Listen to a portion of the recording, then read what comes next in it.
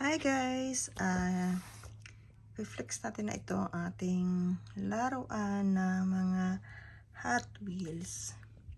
So, itong mga cars na to at saka iba't ibang klaseng Hot Wheels. Pero cute nila. Tignan niyo to si Superman.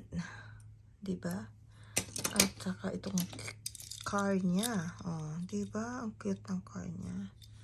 Saka marami pang iba. Oh, parang ito yung jeep natin, 'di ba sa Pilipinas? 'Di ba ang cute? Ah.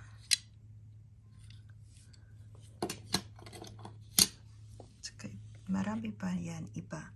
Iba't ibang klase ng mga Hot Wheels. Then mayroon tayo nito si Super Mario. Yan siya.